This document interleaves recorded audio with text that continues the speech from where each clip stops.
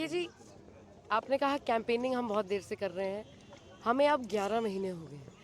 हम नगरोटा कॉन्स्टिट्यूंसी की सेवा करने के लिए मैदान में उतरे थे और हमें उम्मीद है कि 11 महीने जो हमने लोगों की सेवा की है और जिस तरह से बढ़ चढ़कर उन्होंने आशीर्वाद दिया है, गले लगाया है, हमें पूरा उम्मीद है कि आज भी वो आशीर्वाद बरकरार रहेगा और उसका आपको नतीजा 14 को पता चलेगा।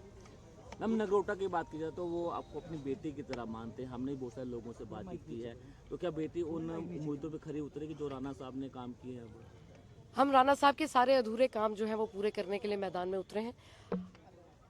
जितना भी हम बिना सत्ता में आए कर सकते थे हमने किया और हमें पूरा पूरा यकीन है कि एक बारी आज जो वोट डालते हैं हमारे माननीय मतदाता, तो बढ़ चढ़कर एक विधायक होने के नाते पर वो सारे जितने राणा साहब के अधूरे काम थे वो पूरे कर सकेंगे। मैम, बीजेपी पर आरोप भी लगे हैं कि गुंडागर्दी की है, शराबें यहाँ पर बांटी। हर्षदेव सिंह जी ने आरोप लगाए हैं।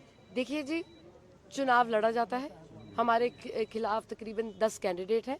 सबने अपना पक्ष रखना है लोगों के सामने, उन्होंने रखा है और मुझे उम्मीद है कि जिस तरह से लोगों ने पिछले 11 महीने हमें बढ़ चढ़कर आशीर्वाद दिया है, वैसे ही आज आशीर्वाद दिया जाएगा। आम जनता के कई मुद्दे हैं, अगर आप उभर कर निकल कर सामने आती हैं तो किस तरीके से उन उम्मीदों पर जो है आप खड़ी उतर पाएंगी? ये आपने मेरे से सवाल अभी पहले भी पूछा था, अभी उसका मैं फिर से वही जवाब दूंगी कि जिस तरह से 49 पंचायतें हैं नगरोटा कॉन्स्टिट्यूंसी की, हर पंचायत की एक अपनी यूनिक टोपोग्राफी है, डेमोग्राफी है और उसमें अपने ही यूनिक चैलेंजेस भी हैं। खासतौर पर जो ये बाढ़ वाली परिस्थितियां बनी थी, उसके बाद जो एक डायनामिक रिस्पांस हमने माउंट किया था, मैं स्वयं सारी पंचायतों में गई हूँ, स्वयं हमने जायजा लिया है और जो गति पे रेस्टोरेटिव और रिहैबिलिटेटिव वर्क चल रहा था, मुझे पूरा यकीन है कि एक बारी कोड ऑफ कंडक्ट उठता है तो और भी तेजी गति से ये काम चलेगा।